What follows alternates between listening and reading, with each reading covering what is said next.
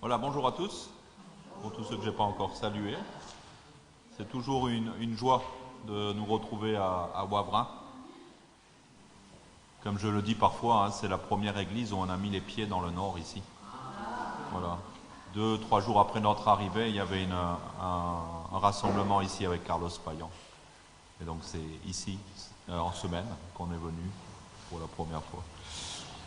Voilà, alors, je vous propose de lire un passage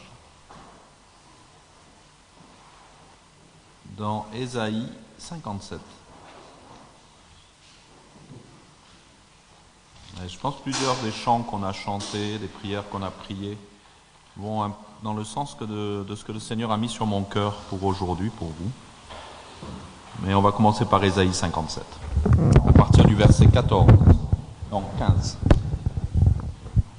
Voilà, Ésaïe 57, verset 15 à 19.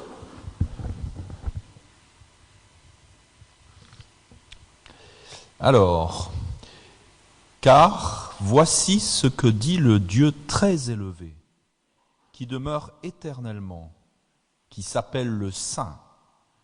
J'habite dans un lieu qui est très haut et saint, mais je demeure aussi avec l'homme accablé, à l'esprit abattu, pour ranimer la vie, de qui a l'esprit abattu et vivifier le cœur des hommes accablés.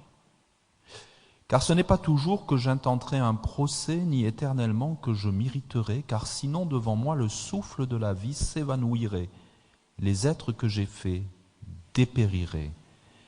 L'avidité coupable du peuple d'Israël m'avait mis en colère, alors je l'ai frappé, je me suis caché dans mon irritation, mais lui, rebelle, il a suivi la voie où l'inclinait son cœur. J'ai bien vu sa conduite, mais je le guérirai, et je le conduirai, je le consolerai, lui et ses affligés.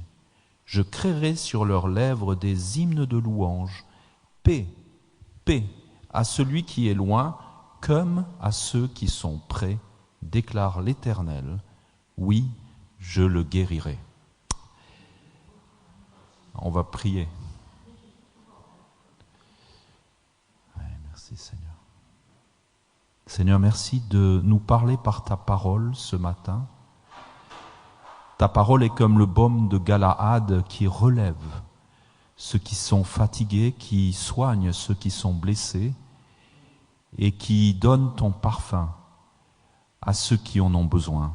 Et donc, Seigneur, nous nous réjouissons de pouvoir être fortifiés par ta parole, ranimés par ta parole, et de pouvoir être guidés ensemble dans tes voies et dans tes desseins qui sont bons et qui nous sont bénéfiques. Je te bénis, Seigneur, pour tout ce que tu vas nous dire ce matin et la façon dont tu vas parler à nos cœurs. Merci pour des cœurs ouverts. Merci pour une terre qui est prête à recevoir ta parole, comme cela a été dit, et à faire porter un bon fruit à ta parole dans la terre de nos cœurs. Amen. Amen. Alors, ce passage que j'aime beaucoup, il nous pose plusieurs questions. Première question, quelle image avons-nous de Dieu ? Quelle image avons-nous de Dieu ? Voilà, il nous est dit que Dieu est un Dieu élevé, saint, qui est dans le ciel, mais il est aussi un Dieu proche. Donc est-ce que j'ai l'image d'un Dieu distant, tellement saint qu'il est inaccessible, ou l'image d'un Dieu proche, proche de nos faiblesses, proche de nos souffrances ? Et est-ce que j'ai l'image d'un Dieu qui punit ? Parce qu'on voit quand même qu'il dit qu'il a frappé Israël à cause de son avidité coupable. Ou est-ce que j'ai l'image d'un Dieu qui guérit ? Est-ce que j'ai l'image d'un Dieu qui punit ou d'un Dieu qui reprend pour purifier le péché ? Est-ce que j'ai l'image d'un Dieu qui guérit ? Et le mot qui est utilisé pour guérir, ce mot en hébreu veut dire salubre, rendre salubre. Hein, vous savez, quand quelque chose est vraiment contaminé, mais on le rend salubre, on le rend sain. Une meilleure santé physique et spirituelle. On pense souvent à la guérison physique, mais la guérison spirituelle est encore plus importante. Un Dieu qui guérit, et le mot aussi veut dire, et pour les maladies physiques, mais aussi pour les détresses des hommes, et aussi pour les maux des nations. Donc c'est ce Dieu-là que nous avons, qui n'est pas distant, mais qui est saint. Donc c'est pas notre petit copain, mais c'est quelqu'un, on ne peut pas le prendre à la légère, mais l'accès est ouvert. Dieu est proche et il prend soin de nous. Et ce Dieu, il voit les gens qui sont faibles, les hommes accablés. Le mot accablé ou contrit pour certains veut dire qui sont dans la poussière, qui sont dans le deuil. Vous savez, à l'époque, quand il y avait un deuil, on jetait la poussière au-dessus de la tête. Et qui sont aussi parfois pénitents dans la repentance. Donc Dieu vient dans le deuil physique, dans le deuil charnel, mais aussi dans le deuil spirituel, quand nous nous repentons devant lui. Et il vient consoler les abattus, ce qui veut dire les humilier.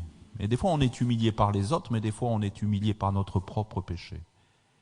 Dieu vient dans ces différentes situations consoler. Et qu'est-ce qu'il vient faire? Il vient ranimer ranimer la vie de qui a l'esprit abattu et vivifier le cœur des hommes accablés.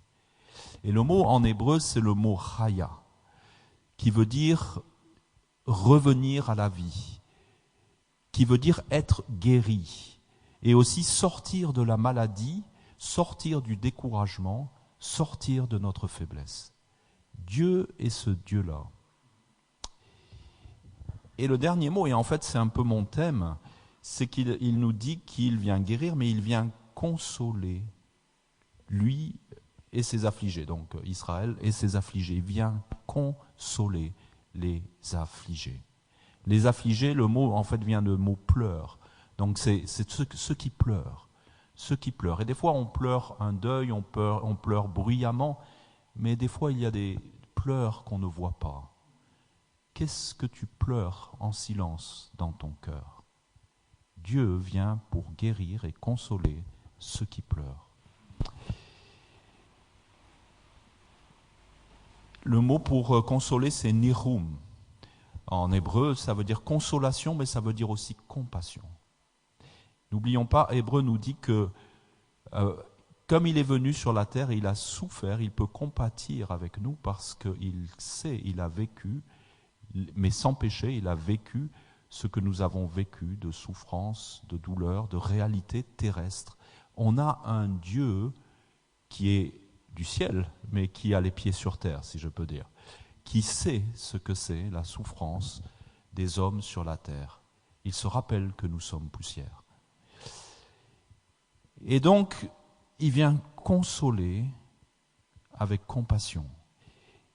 Et il y a un autre mot qui n'est pas traduit ici. En fait, quand on regarde le texte en hébreu, dans les Strong, je ne suis pas spécialiste de l'hébreu, mais j'aime bien sonder l'hébreu et le texte. Et en fait, il y a deux mots. Là, il y a le mot consoler, nirum, mais également apposé, il y a le mot shalom. Et ça, je pense que ça évoque à tout le monde le sens shalom, qui vient du mot shalom, la paix. Mais le mot shalom en hébreu, c'est plus que la paix.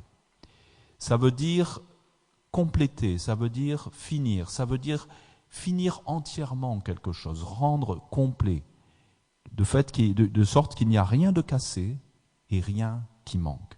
Quand Dieu vient consoler, il vient apporter une paix qui vient compléter son œuvre en nous, de sorte qu'il n'y a rien de cassé et rien qui manque. Ça, c'est la consolation de Dieu. Ça, c'est la consolation que Dieu veut donner à ceux qui pleurent, soit bruyamment, soit dans le sens physique à cause d'un deuil ou de toutes sortes d'événements, mais soit dans le fond de leur cœur en silence. Dieu veut rendre parfaite sa paix. Il veut accomplir entièrement ses desseins. Donc sa consolation, la consolation de Dieu que Dieu nous offre et que nous devons saisir par la foi, elle ranime ce qui est abattu. Elle redonne la vie, comme on a dit.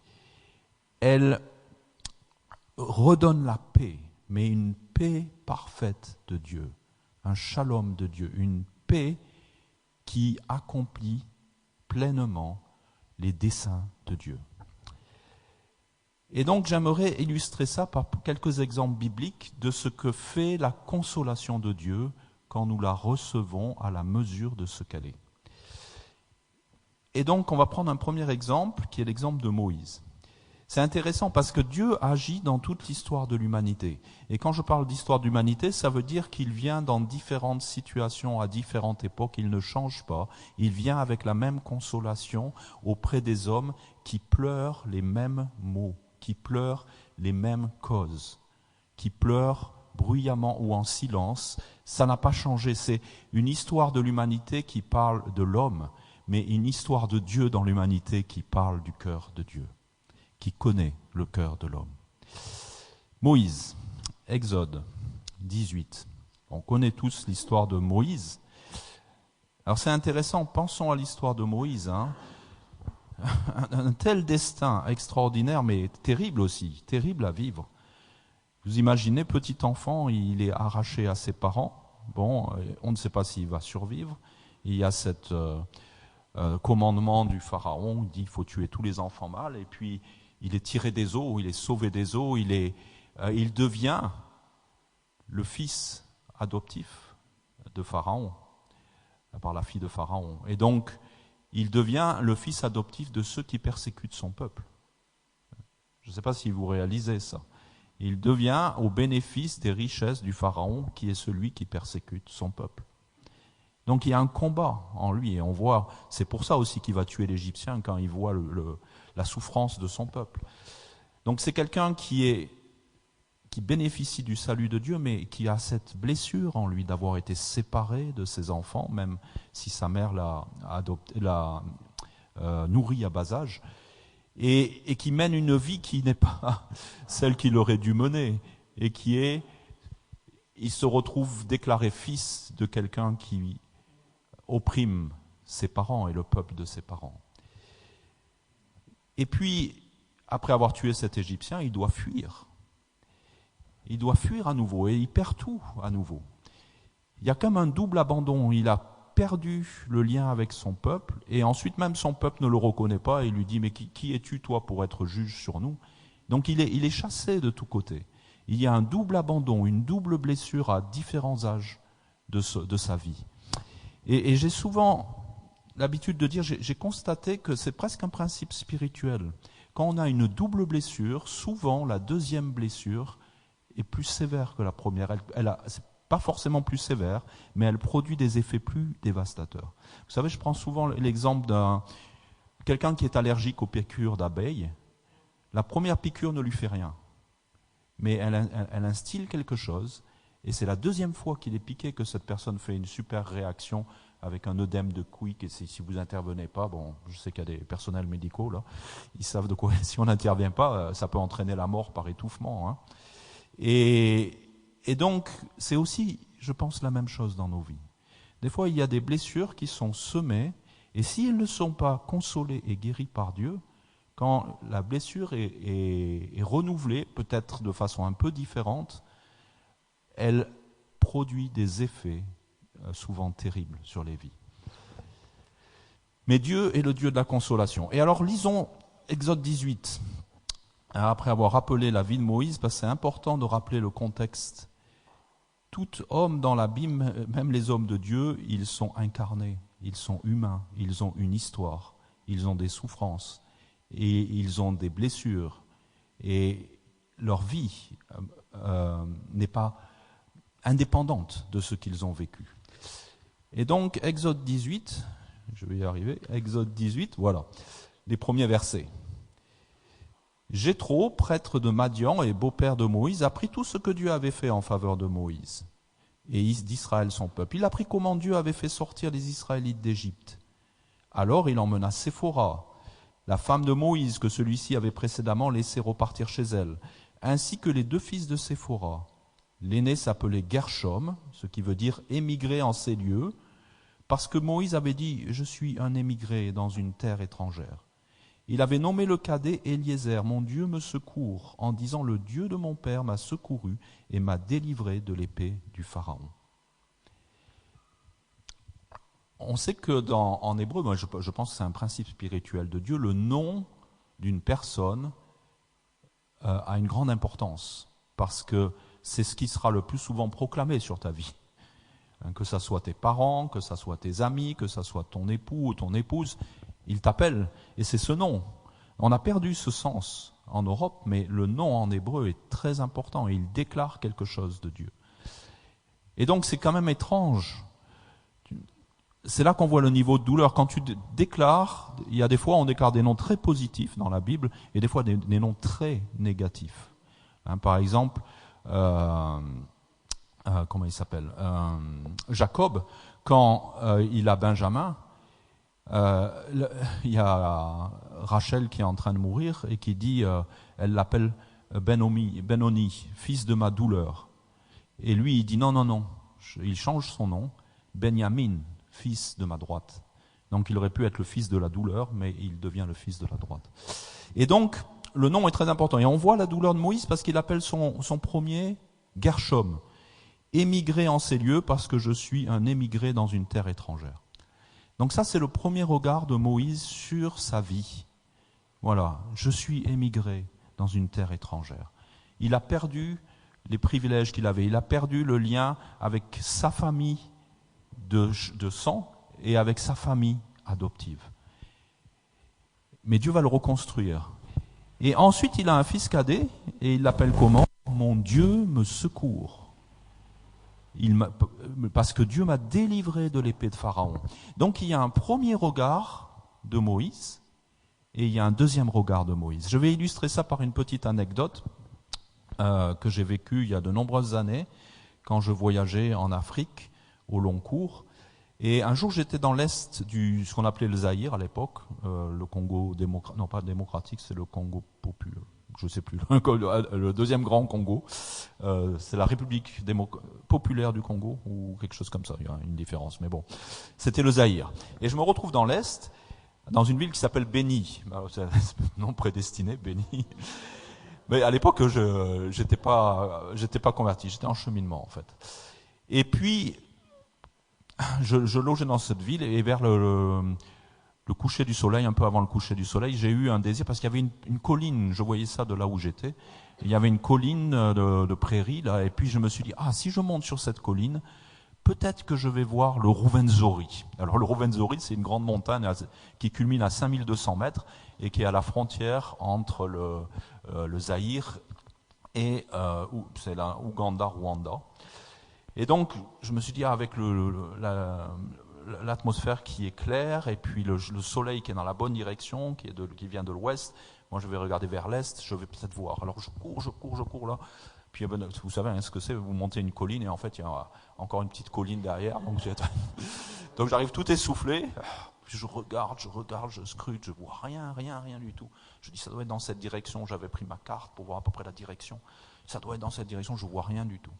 Et là, j'entends, c'est pour ça que je dis que j'étais en cheminement, clairement Dieu qui me dit, regarde plus haut. Et je me mets à lever les yeux parce que je regarde à peu près à l'horizon, légèrement en hauteur, et je regarde bien plus haut, et bam, d'un seul coup, donc c'est à 120 km à peu près, et d'un seul coup, je vois le sommet du Rwenzori avec les neiges, à l'époque il y avait encore les neiges éternelles, là, paf, qui jaillit, mais qui était beaucoup plus haut que ce que moi je regardais. Et là, et puis avec la qualité de l'air, ça faisait comme si c'était proche, quoi. Et donc ça m'a parlé. Quelques mois plus tard, je me retrouve, je fais l'ascension du mont Kenya. Donc c'est une balade, un trekking de 5 jours. Et puis tu dors la dernière fois, tu dors à un refuge qui est à l'altitude du Mont Blanc, à 4800 mètres, et tu arrives. Bon, le Mont Kenya, il fait 5200 et quelques, mais la dernière partie, c'est pour les alpinistes. Moi, j'en suis pas un. Donc, tu arrives sur un replat, juste au pied de la dernière paroi, et c'est à 4996 mètres, il y a une pancarte qui est là. Donc, là, tu manques d'oxygène, vraiment. Et puis là, je savais qu'il y avait plein de plaines, et au loin, il y a le Kilimandjaro.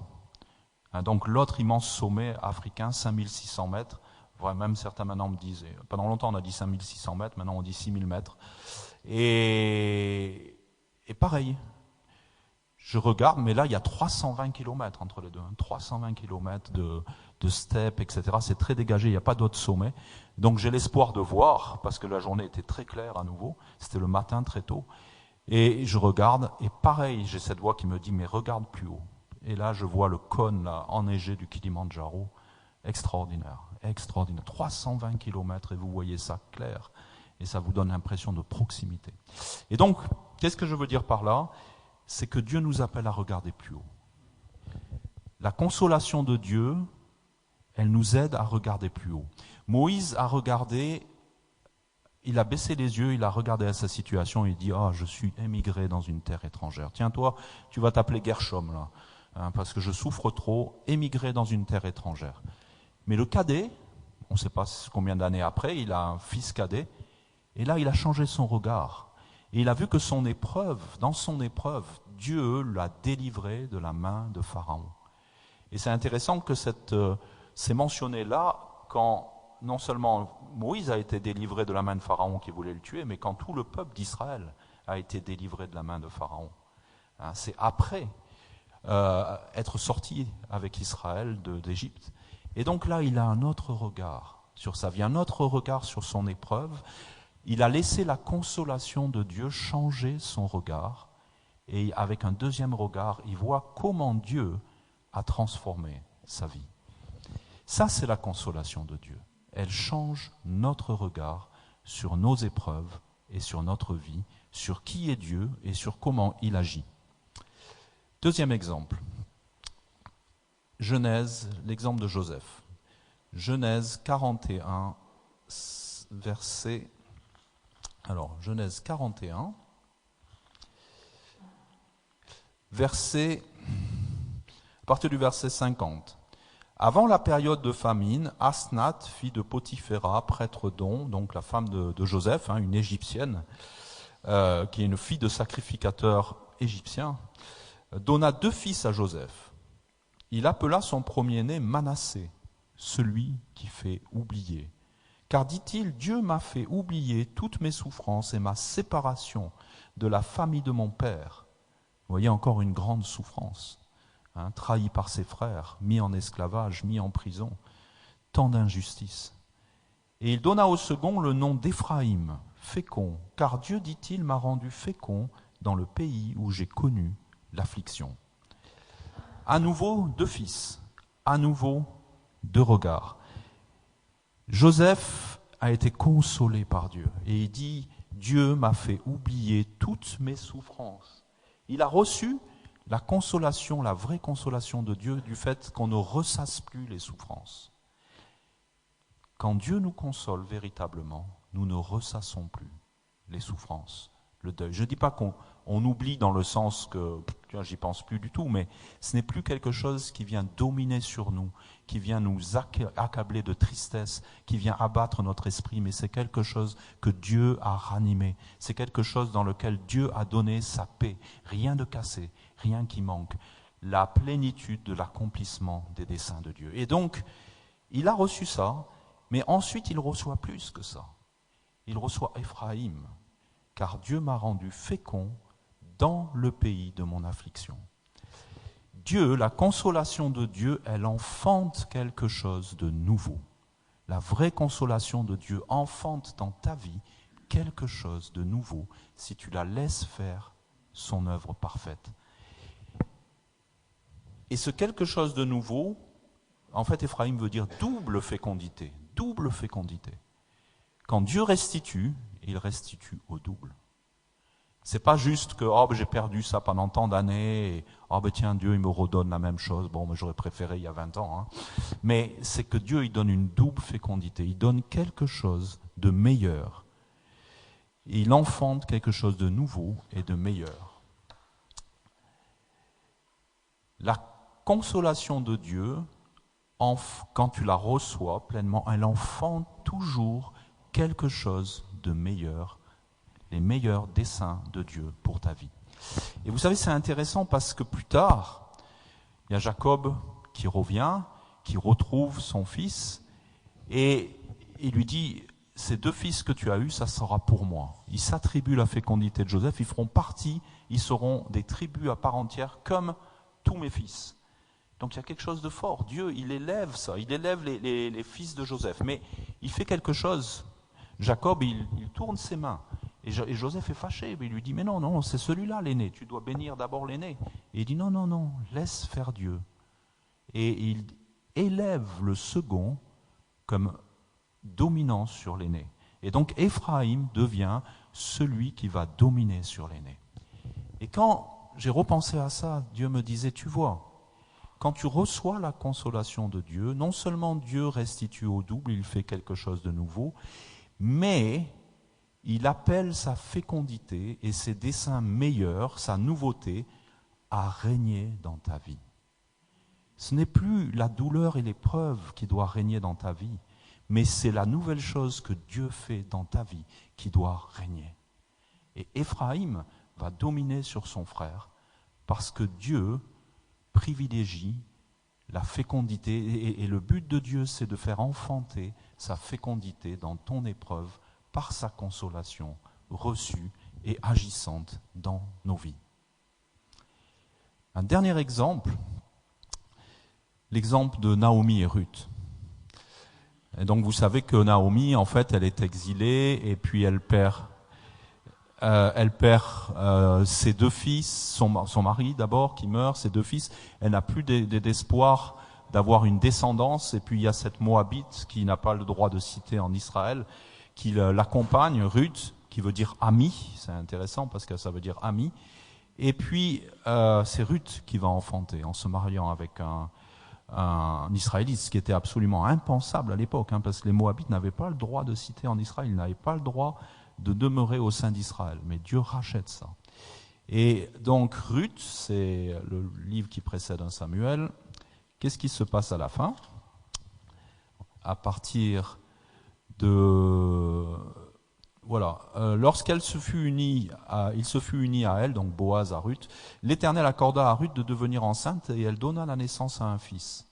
Les femmes de Bethléem dirent à Noémie, béni soit l'Éternel qui ne t'a pas privé d'un soutien de famille, que ton nom devienne célèbre en Israël.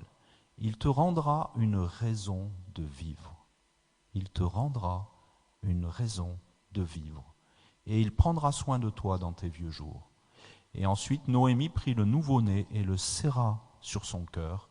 C'est elle qui se chargea de l'élever. Et un peu plus loin, on apprend, elles lui donnèrent le nom d'Obed, ça veut dire servant Dieu. Et Obed fut le père d'Isaïe et le grand-père de David. Donc qu'est-ce qu'on a à nouveau là? Encore une histoire de fécondité au travers de la consolation. Vous savez, Naomi, ça veut dire gracieuse. Et elle avait plein d'espoir dans sa vie. Elle avait un mari, elle avait 2 fils, et puis la famine vient et tout est balayé, tout est retourné. Et dans l'épreuve, elle perd son mari, elle perd ses fils, elle n'a plus d'espérance. Et elle dit, voilà, ne m'appelez plus gracieuse, ne m'appelez plus Naomi, mais appelez-moi Mara, amertume. Est-ce que dans ta vie, parce que les desseins de Dieu semblent avoir été volés, l'amertume est entrée, et tu as fait de l'amertume ton identité. Et la tristesse est venue remplir ton cœur. Mais ensuite, grâce à Ruth, l'amie, elle va retrouver son nom de Naomi. Et elle va retrouver une raison de vivre. Il te redonnera une raison de vivre. Et même quelque chose de meilleur, parce qu'au lieu d'être juste grand-mère, elle serre l'enfant dans son cœur. Et c'est elle qui se chargea de l'élever. C'est comme si à son âge avancé, où elle ne peut plus espérer avoir un enfant, Dieu lui donne presque un enfant en propre. Et non seulement il lui donne un enfant qu'elle n'attendait plus, mais cet enfant va devenir le grand-père de David. Et ça va être la lignée de Christ. À partir d'une Moabite, à partir d'une femme exilée qui perd mari, enfant et qui se dit amère, Dieu, par sa consolation, il vient racheter et il vient semer quelque chose de nouveau. Et il vient remplir, et pour une juive, être la lignée du Messie. Qu'est-ce qu'on peut espérer de meilleur? Être non seulement bien sûr la mère du Messie pour Marie, mais être dans la lignée du Messie.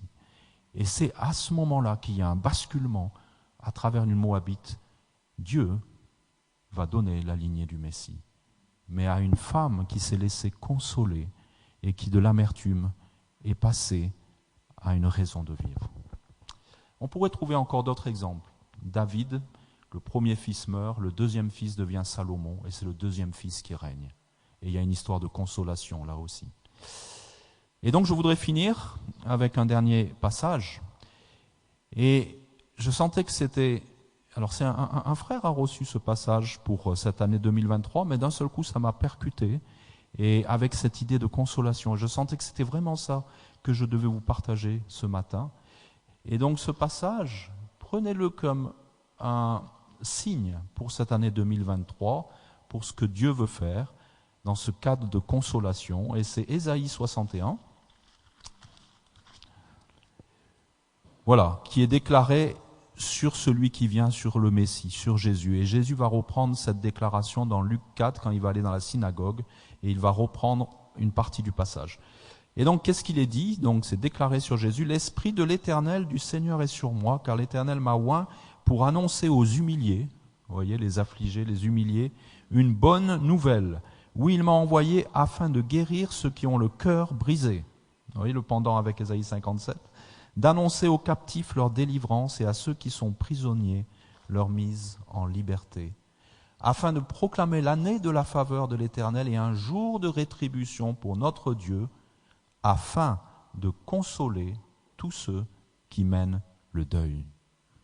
Ça, c'est le mandat de Jésus. Ça, c'est le Fils que Dieu a envoyé sur la terre pour souffrir avec nous, pour pouvoir compatir avec nous, pour être capable de consoler de sa vraie consolation qui redonne la vie et la fécondité.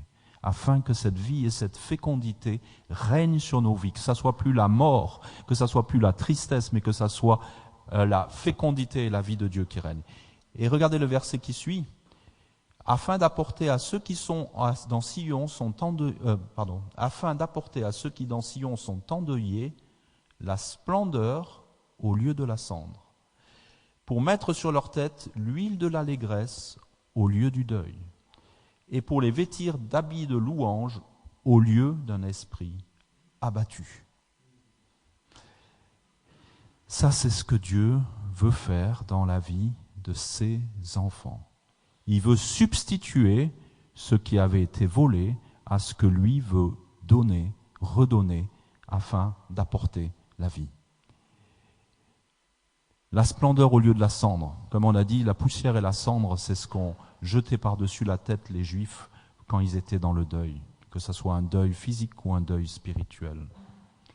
De quoi couvres-tu ta tête? De quoi couvres-tu ta tête?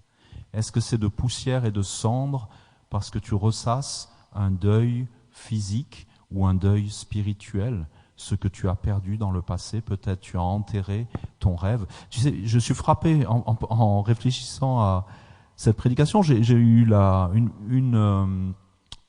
comment on appelle ça, quelque chose qu'on a l'habitude de dire en français, pas un dicton, mais quelque chose comme ça. Et souvent on dit il a fait son deuil de. Il a fait son deuil. Mais c'est très négatif en fait. Tu vois, on dit oh ouais, il a fait son deuil de faire carrière il a fait son deuil d'avoir un enfant, il a fait son deuil. Ben c'est terrible comme expression. Ça parle de renoncement et ça parle de mort.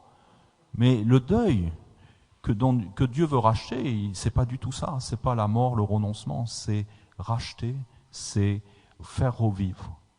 Et donc on a des expressions parfois dans nos langues qui sont comme une déclaration de mort. Et Dieu veut pas qu'on fasse notre deuil de. C'est pas ça, faire le deuil. Faire le deuil, c'est effectivement porter pour un temps la mort, mais afin que Dieu console, que Dieu rachète et que Dieu fasse revivre. De quoi as-tu fait le deuil, comme on dit en français?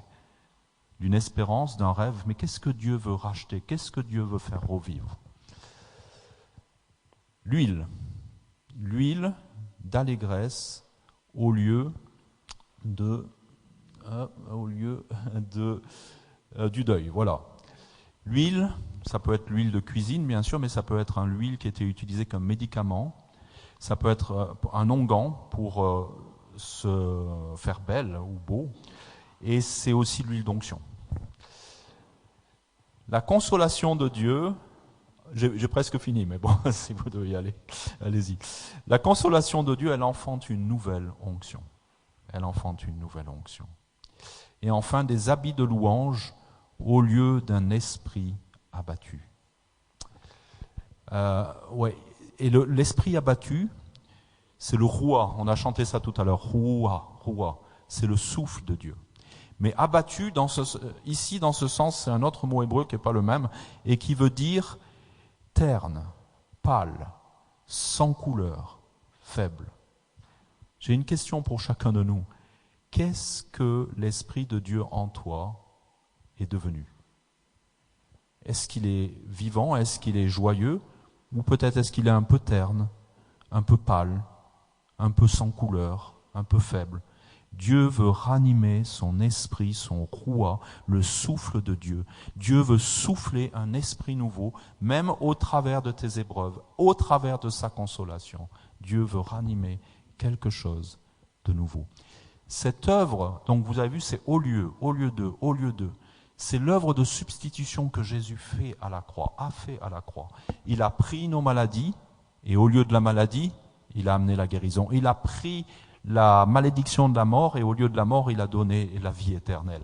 Il a pris, je pourrais citer encore le péché, et il a mis le pardon à la place, la réconciliation avec Dieu.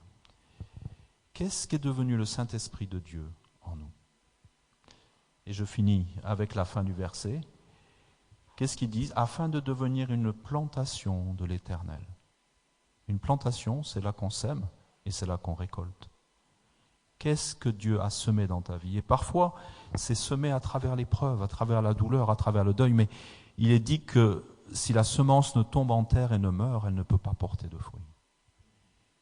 Quelque chose doit mourir de nos deuils, afin que la consolation et la guérison de Dieu, la nouvelle onction de Dieu, puissent vivre et régner et accomplir les desseins de Dieu entièrement. Et il est dit au verset suivant, car ils rebâtiront les ruines d'autrefois. Ça, c'est l'onction nouvelle qui est libérée sur ceux qui sont consolés par Dieu. Car ils rebâtiront les ruines d'autrefois, rebâtir. Ils relèveront ce qui a été dévasté, relevé. Et quand tu as été consolé par Dieu, tu as une capacité de non seulement d'être relevé, mais de relever les autres. Et ils restaureront les villes ravagées. Que dans cette nouvelle année, nous puissions expérimenter la consolation de Dieu dans nos deuils, là où il y a des larmes visibles et là où il y a des larmes invisibles. Que nous puissions laisser la fécondité de Dieu faire son œuvre et que cette fécondité règne en nous et que nous recevions une nouvelle onction, une triple onction pour rebâtir, pour relever et pour renouveler, faire un neuf. Oui, parce que quand il dit restaureront, dans une autre version c'est renouveler. En fait le sens c'est ça. Ça c'est mes vœux si je puis dire pour chacun de nous pour 2023, qu'il vous donne cette triple onction par sa consolation reçue et accomplissant les desseins de Dieu en vous. Amen. On va prier.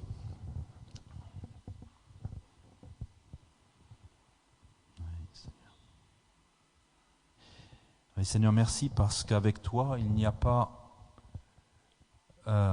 l'épreuve n'est pas une impasse. L'épreuve n'est pas une impasse. La souffrance n'est pas une impasse.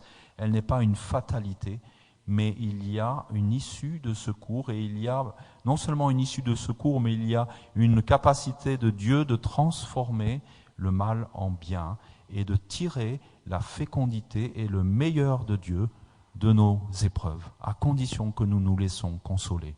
Seigneur, je prie qu'en 2023, nous expérimentions quelque chose de nouveau, de la consolation de Dieu.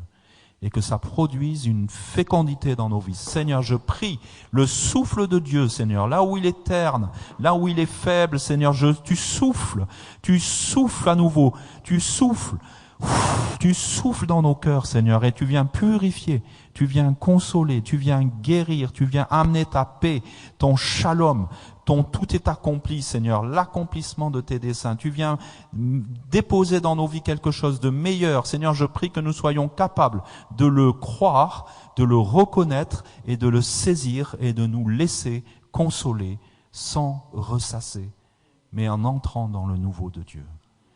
Merci pour cette onction libérée sur chacun ce matin, qu'elle fasse son œuvre au cours de cette année et qu'elle produise la fécondité, le fruit de Dieu qui va venir régner dans nos vies et qui va nous donner la capacité de rebâtir, de relever et de renouveler nos vies et celles des autres. C'est ma prière pour chacun de nous, Seigneur. Viens, souffle et accomplis tes desseins et donne à tes enfants le meilleur afin qu'ils puissent le redonner autour d'eux dans le nom de Jésus. Amen.